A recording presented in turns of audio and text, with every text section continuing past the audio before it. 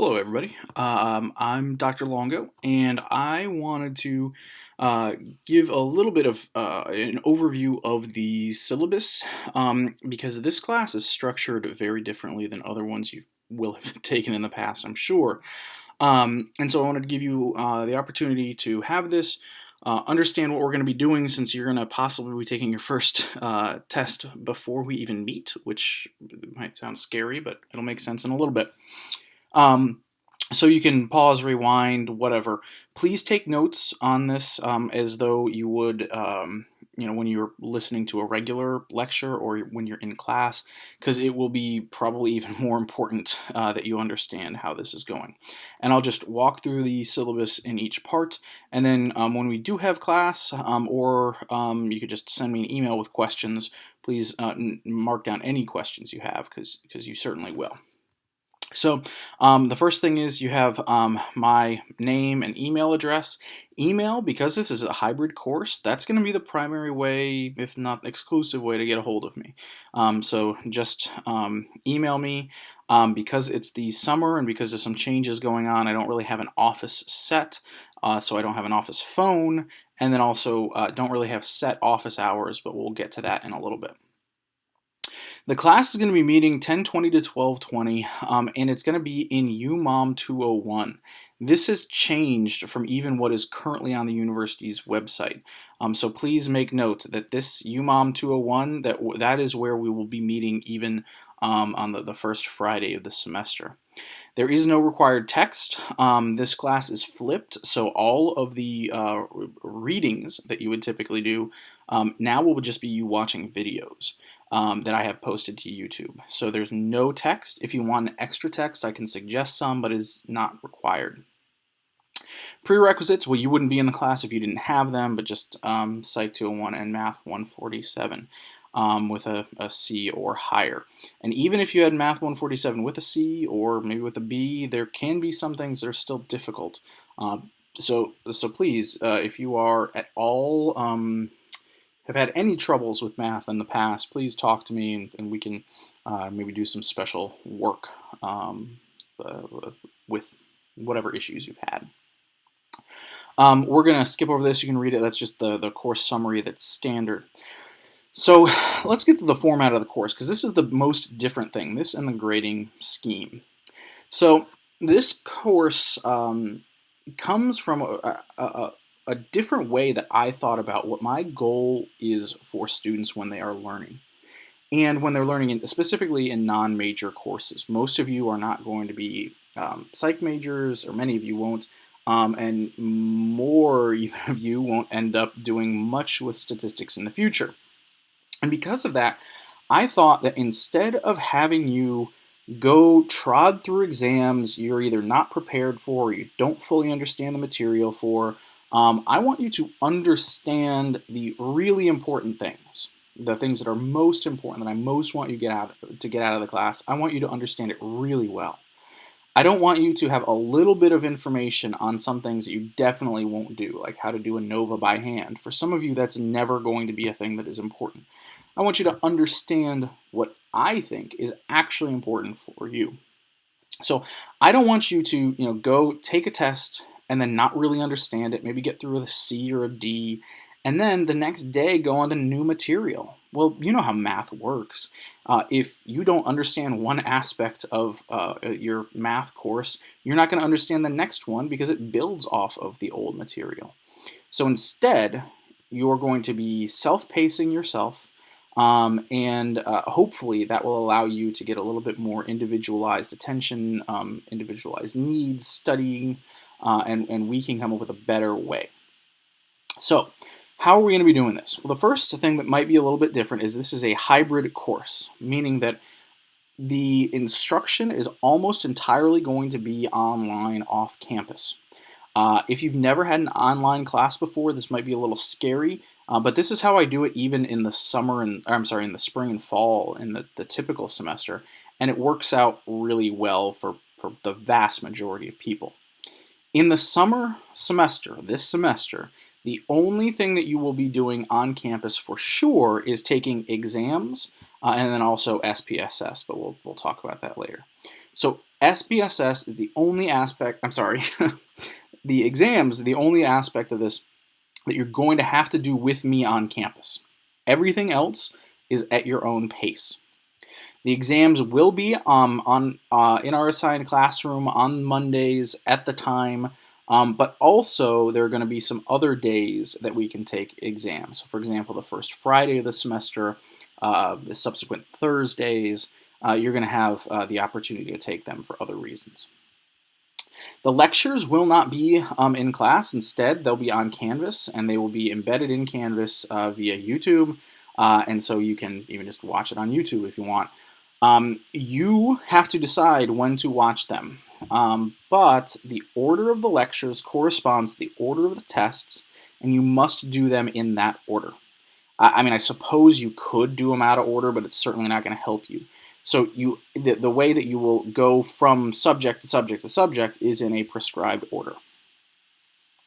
You also have some activities. I'm going to give you some worksheets for you to work through problems and give you other example problems that are worked out in real fine detail so you can see where you're having issues.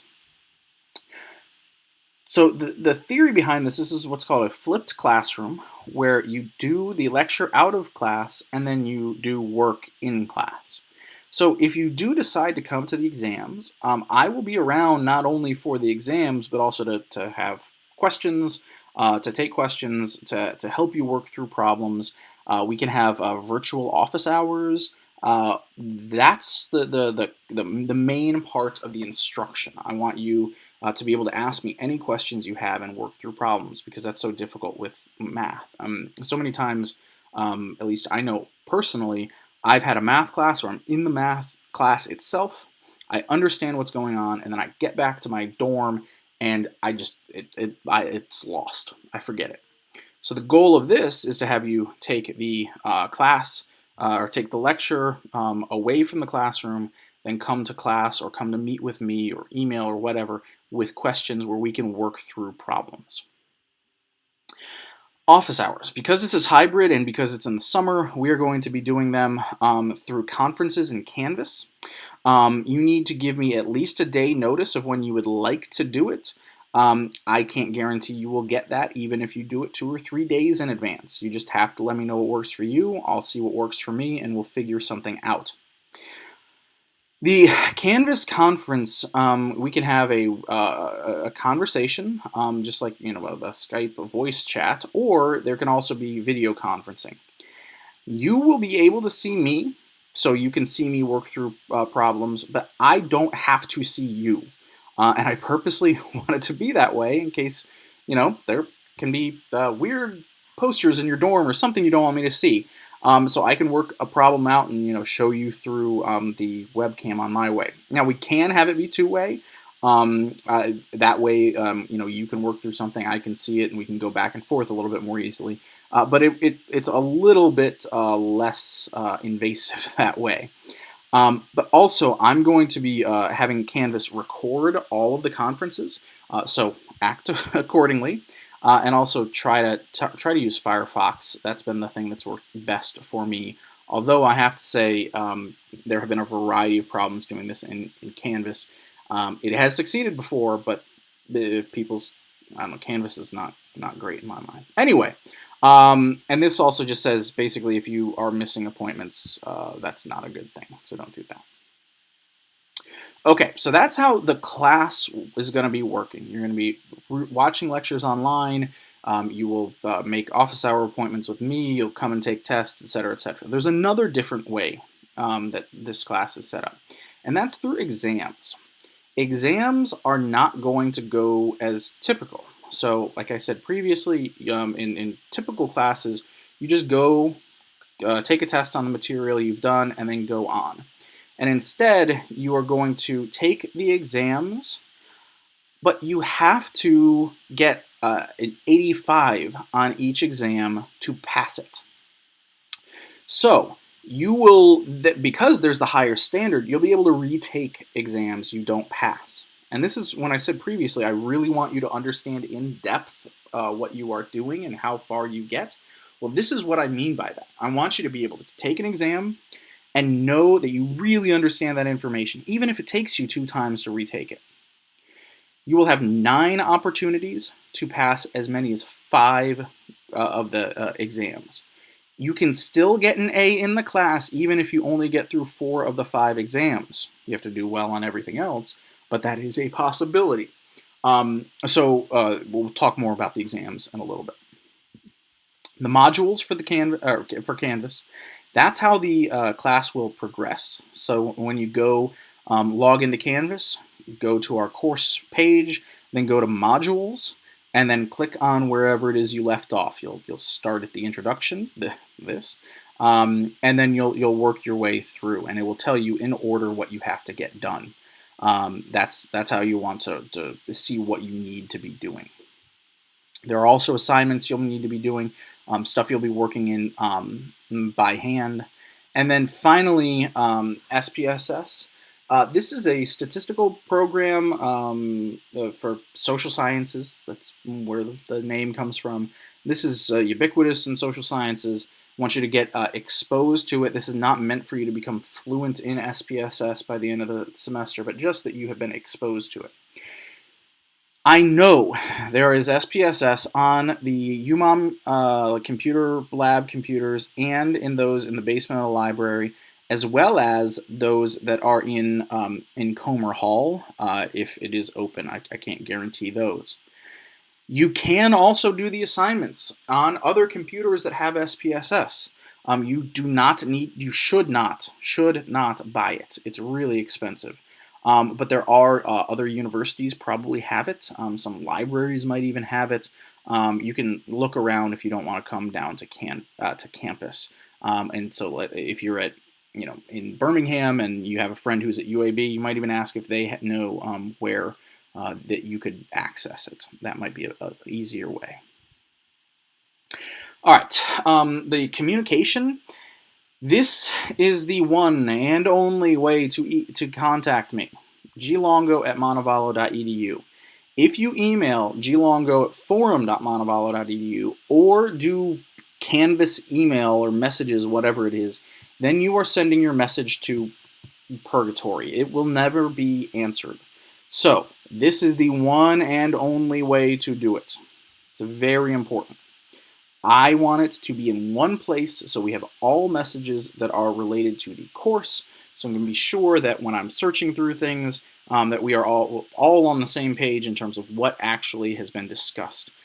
So any concerns you have, anything, I want a permanent record through email. So please use that email. Next, this is almost fully online. I'm not going to have the typical office hours. I will be checking my email regularly. My email is going to pop up on my phone. So if you get to me between 9 and 5, I will respond to you for sure that day. If you get to me from 5 to 10, I will in all likelihood be able to respond to you that day. There will be 1 or 2 days where I won't be able to do that, but most things are not that pressing. If you ask some super hyper complicated question at 9:59 p.m., I might not get back to you, but I want to give you flexibility in contact with me. And then we don't have an office, as I already said. So attendance. There is never a class period you have to come to because you can take exams 9 times. You do not have to. So there's never a time you need to come unless you want to take an exam. And we'll talk more in a second about that. What are the grades? Well, you have 15% through assignments. SPSS is 25% and exams are 60%, and we'll go through each of these in more detail now. Okay, mentioned some things about the exams earlier, but I want to give more detail. So exams, you're going to have to calculate some statistics. That's half of the grade. And then half of it is short answer. This is what's going to screw people up. You guys, some of you who might think you're math phobic, you will be surprised how much of the math I'll be able to get you through. But the short answer, the theory questions are the difficult ones. Now, with the exams, in order to pass them, you have to get to 85% or above. And this is important.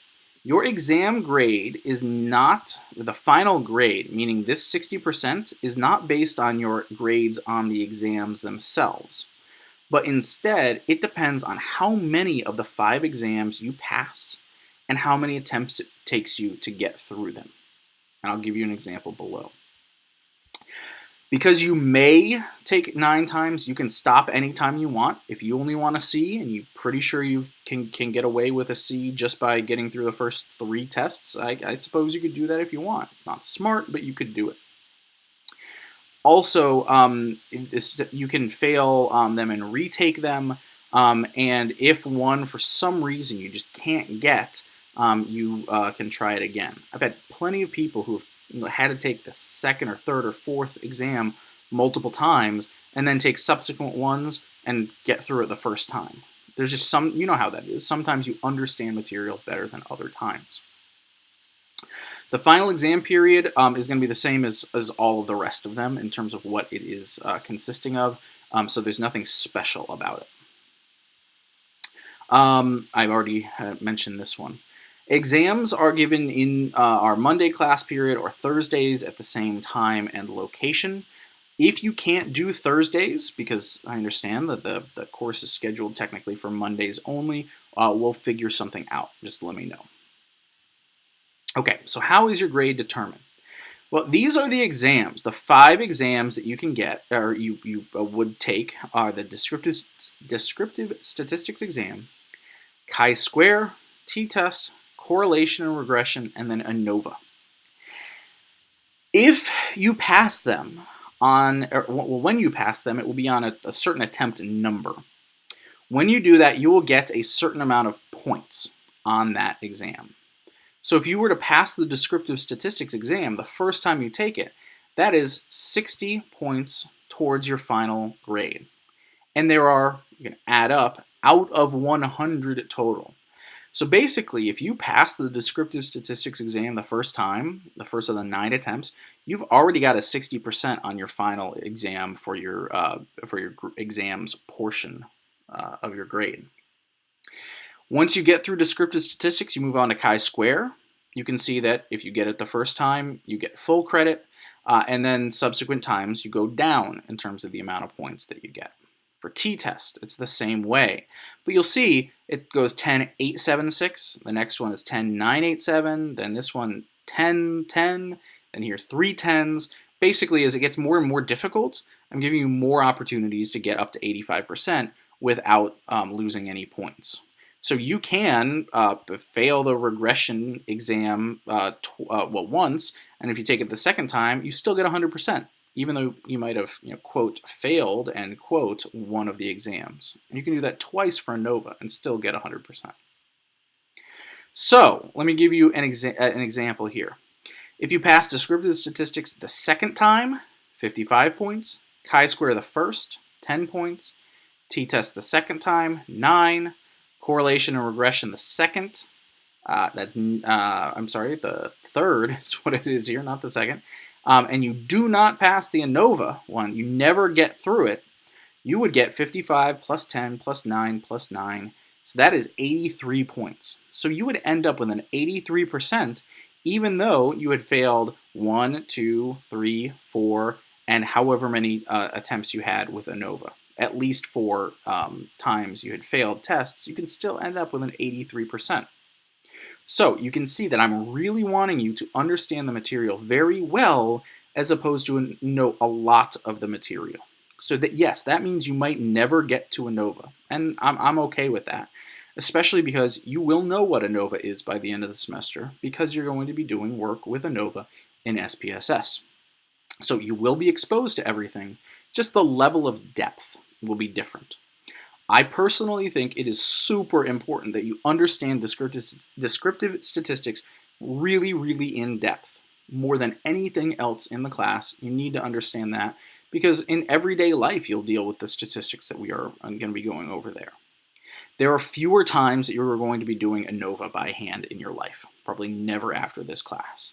And so I want you to understand it more than I necessarily want you to be exposed to the little minute details of the equations for it. If this doesn't make sense, I can walk through with you. Exam periods I have listed here and also at the bottom of the syllabus. So that's exams. So you will be coming any of these days, you'll be attempting whatever test it is you're ready for. Because somebody might pass descriptive statistics the first time, and the second time they're on chi-square, well, somebody might fail descriptive statistics the first time and have to take it a second time. So the second class period, somebody might be taking descriptive statistics and another person might be taking chi-square. This means that by the fifth class period, we could actually have people taking 5 different tests based on where you are. So even if you're in this class with a friend, it doesn't necessarily mean you're doing the same things at the same time. This is, again, meant for you to have flexibility, for you to learn at your own speed, and hopefully still do fairly well in the class. So that's exams. Next up, assignments. Assignments are going to be turned in through Canvas, even though you are going to be actually doing math. And the way you're going to be doing it, your handwritten calculations, is you will be taking a picture of your work, putting it in a Word document, and uploading it to Canvas. I don't know how you might do this in with every phone that is out there, but for example, I have an iPhone, so I would take a picture of my of whatever I've done by hand. I would then probably send that to myself, or upload it to my computer, then save that in a Word document and upload the Word document to Canvas. You might just think, well, why can't I just put the picture up onto Canvas? Well, Canvas doesn't work with all formats of things. I know it works with a Word document, so we're just sticking with a Word document. Because if you think you've submitted something and it's in a format that Canvas doesn't accept, or if I then download it to my computer and it's in a weird format, I don't want to be messing with that. It can get complicated, so let's just get it in a Word document. Now, because you're taking a picture, you might either get a bad picture or you might have cut off some of the work. That is on you to make sure that everything I can see, or everything that is on there, I can see. So double check that there's no errors in the scanning of it if you're scanning it still, or if you crop the picture. Whatever it is you are doing, make sure you do it well. And of the people who decide if I can or cannot read it, it's me. So if you want to run it by me or something, I can take a look. But you should be able to take a reasonable picture at this point. All right, then SPSS. As I said, this is an introduction to SPSS, so you will watch lectures of me using the SPSS program.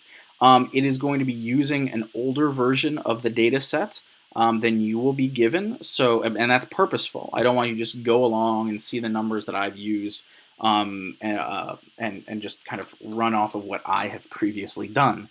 So the process is what is important here. You need to complete SPSS things by a certain date. Each of them, they actually do have due dates throughout the semester, but you can, in theory, just get them all done at once. I wouldn't suggest doing that because the SPSS assignments you do will correspond to some of the lectures you'll be watching, but that's on you. But one thing about SPSS is the assignment is that you will be able to complete them on topics even if you haven't got to that topic yet. So when we do ANOVA in SPSS, I will describe what ANOVA is to the point that you'll be able to understand it even if you haven't done the math yet and even if you haven't watched the lecture. So it's not that big of a deal. All right, then we just have some of the regular old classroom expectations, electronic device policy. You don't need to necessarily read this. Well, you should read it. You shouldn't have to read it, but that's a different story. The electronic device policy, you need a calculator.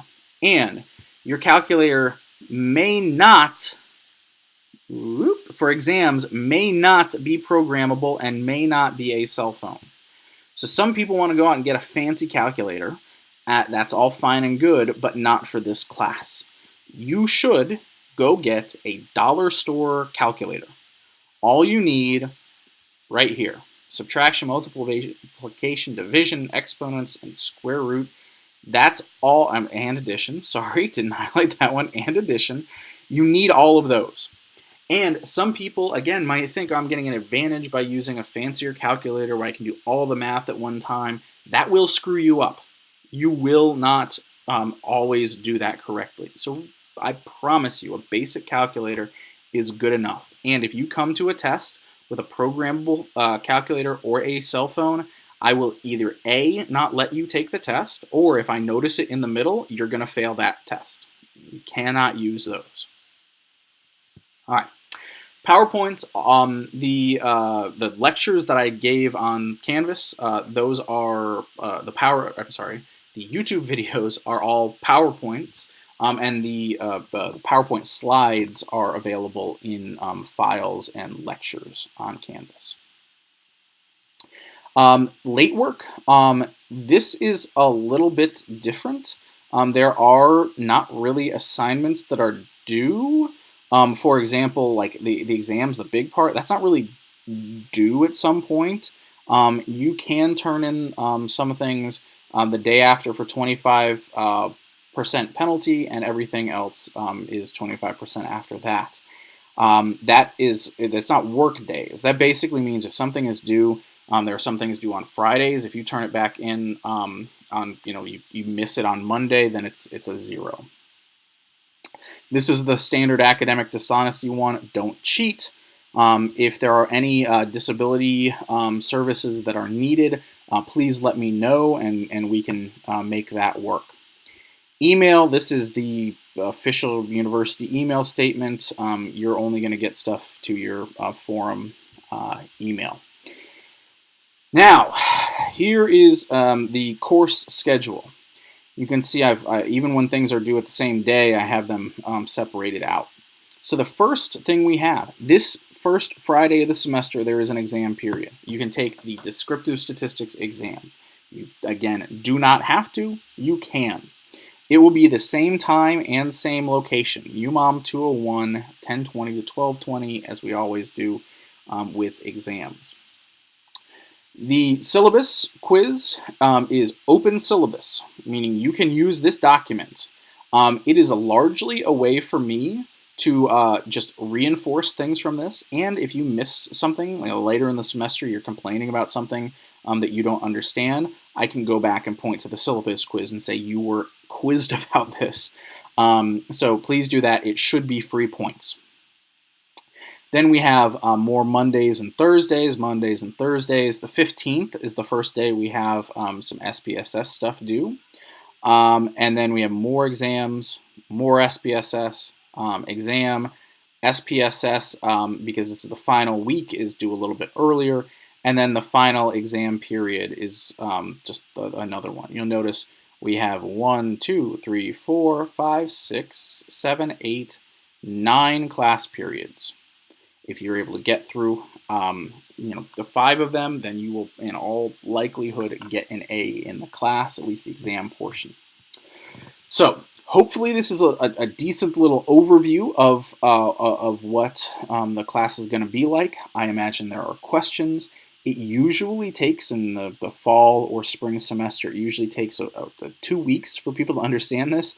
That would put us halfway through the semester, so hopefully we can get it sooner than that. Please email me if you have questions, or this Friday or next Monday, please come and ask away.